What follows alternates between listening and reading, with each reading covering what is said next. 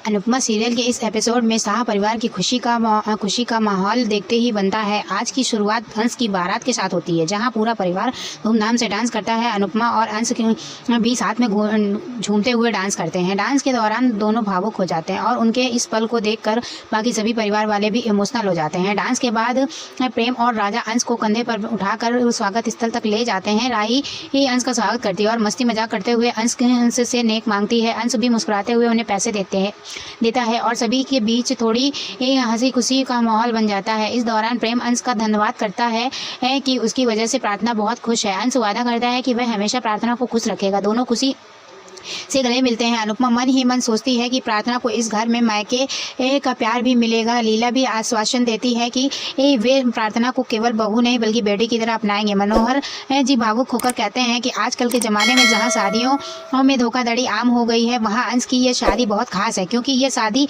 सच्चे प्यार पर टिकी है। अनुपमा अंश की आरती करती है और राही मजाक में अंश का नाक खींचती है। सभी खुश होकर डांस करते हुए अंदर चले जाते हैं। बाहर अनुपमा मन ही मन प्रार्थना के पिता पराग जी के बारे में सोचती है। वह भगवान से प्रार्थना करती है कि कुछ ऐसा चमत्कार हो कि प्रार्थना के पिता थोड़ी देर के लिए ही सही इस शादी में शामिल हो जाए। मंडप में अंश और परिवार वाले भी डांस करते हुए आते हैं। अंश मस्ती में कहता है कि मेरी दुल्हन कहाँ है और बाकी लोग उसे छेड़ते हैं। राही हंसते हुए अंश से पूछती है कि क्या हुआ, प्रार्थना को थोड़ी देर नहीं देखा तो इतनी याद आ रही है। लीला अनुपमा से कहती है कि वह जाकर प्रार्थना को लेकर आए, लेकिन अनुपमा साफ इनकार देती है और कहती है कि हर रस्म मैं ही क्यों निभाऊं, प्रार्थना के मायके वाले ही उसे लेकर आएंगे। अनुपमा प्रेम और अनिल से भी कहती है कि पिछली शादी में आप खुश नहीं थे, शायद आपको अंदेशा था कि यही सही नहीं हो रहा, लेकिन अब प्रार्थना बहुत खुश है, इसलिए इस बार इस पल को पूरी तरह जी लीजिए और खुशी से प्रार्थना को लेकर आइए। राही भी इससे सहमत होती है। इसके बाद प्रेम, अनिल, राजा और बादशाह प्रार्थना को लेने आते हैं। प्रार्थना उन्हें देखकर बेहद खुश होती है। प्रेम और अनिल कहते हैं कि हम दुनिया की सबसे बेहतरीन दुल्हन को सबसे बेहतरीन दूल्हे के पास लेकर जाएंगे। सभी खुशी से प्रार्थना को लेकर आते हैं। प्रार्थना की एंट्री के समय अंश बेताब होकर उसे देखने लगता है। भावुक कहता है कि पर्दा हटाने से पहले अंश और प्रार्थना अपनी मनोकामना मांगे। प्रार्थना मन ही मन दुआ करती है कि उसके पिता इस शादी में शामिल हों और अंश भी दुआ करता है कि उसे प्रार्थना और उसके बच्चे को प्रार्थना के पिता का आशीर्वाद मिले। फिर पर्दा हटता है और अंश और प्रार्थना एक दूसरे को देखकर खुश हो जाते हैं। वरमाला की रस्म में किंजल कहती है कि यहाँ केवल एक ही वरमाला है, जिससे अनुपमा थोड़ी ही परेशान हो जाती है। तभी जिग्नेश दूसरी माला लेकर आता है और कहता है कि आज उसकी शादी है। वह अनीता को वरमाला पहनाने लगता है, जिससे सभी घबरा जाते हैं और उसे रोकते हैं। लीला जिग्नेश को और डांटती है और मनोहर जी से कहती है कि आज तुम्हारी शादी नहीं, आज कंस की शादी है। तो उसे में कहता है ये कंस नहीं, अंश की शादी है। जिग्नेश की हरकतों पर सभी हंसने लगते हैं। इसके बाद वास्तविक वरमाला की रस्म शुरू होती है। वरमाला के समय प्रार्थना फोटो देखकर अपने परिवार को याद करती है, लेकिन खुद को संभालते हुए खुश होकर अंश को वरमाला पहनाती है। अंश भी प्रार्थना को वरमाला पहनाता है और सभी फूल बरसाकर उसे बधाई देते हैं। इसी बीच राही, माही और परी अंश के जूते ढूंढ रही होती हैं, लेकिन इतने सारे जूतों में उन्हें पता ही नहीं चलता कि अंश के जूते कौन से हैं। तीनों परेशान हो जाती हैं।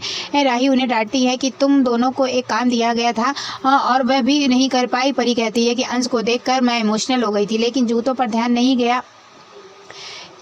राही कहती है कि अब किसी भी तरह अंश के जूते लेकर आओ। तभी जसप्रीत आती है और बताती है कि अंश के जूते ऐसे दिखते हैं। वह खुद को अंश के जूते पहन कर दिखाती है। तीनों स्तब्ध हो जाती हैं। भारती कहती है कि असल में अंश के जूते यही हैं। जसप्रीत कहती है कि हम जूते छुपाने में नहीं बल्कि जूतों को दिखाने में विश्वास रखते हैं। सही कहती है कि राही कहती है कि अब जूते छुपा दो वरना चोरी हो जाएंगे। जसप्रीत मुस्कुराते हुए कहती है कि हम जूते छुपाएंगे और ना ही उन्हें चोरी होने देंगे। इस तरह बारात का माहौल खुशियों और हंसी मजाक से भरपूर रहता है और सभी मिलकर अंश और प्रार्थना की शादी की रस्मों का आनंद लेते हैं। इस पूरी घटनाओं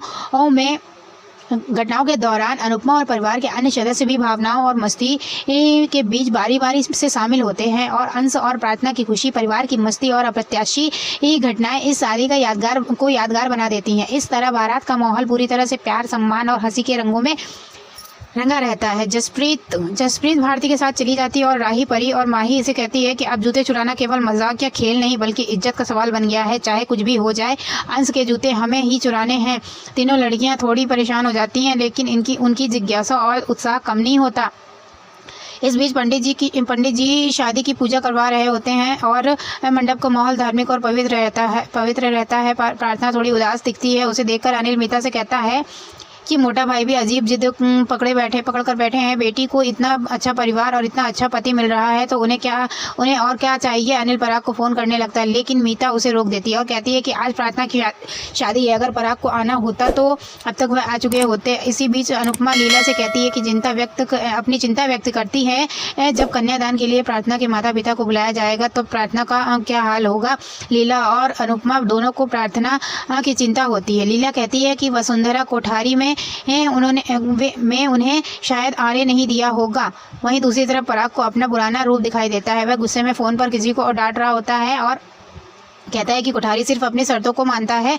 तभी उसे छोटी प्रार्थना दिखाई देती है। प्रार्थना पराग की नकल करती है और उसके गुस्से पर गाना गाती है, जिससे पराग का गुस्सा कम होता है और वह मुस्कुराने लगता है। प्रार्थना की कोशिश पराग को खुश करने के लिए है। इस बीच ख्याति भी आकर प्रार्थना के साथ गाने लगती है। तीनों की मस्ती और खुशी देखकर पराग भावुक हो जाता है और वर्तमान की वास्तविकता का एहसास उसे दुखी कर देता है। वह प्रार्थना की फोटो देखकर गहरी सोच में पड़ जाता है। इसी समय पंडित जी मधुप्रखा की रस्म करने के लिए लीला अनिल से मोटी बा को फ़ोन करने के लिए कहती है। अनिल पूछता है क्यों, तो लीला कहती है कि आपको मधुप्रखा की रस्म दिखानी है। आपको यह रस्म करना पसंद नहीं हो सकता, लेकिन करवाना बहुत पसंद है। शायद इसलिए आप इस रस्म में नहीं आए। आप बड़े लोग इस रस्म में नहीं आए, इसलिए अब इसे आपके पोते को करना होगा। जब प्रेम रस्म करने के लिए आगे बढ़ता है, अंश मना कर देता और कहता है कि आप बड़े हैं, मैं आपके पैर नहीं धो सकता।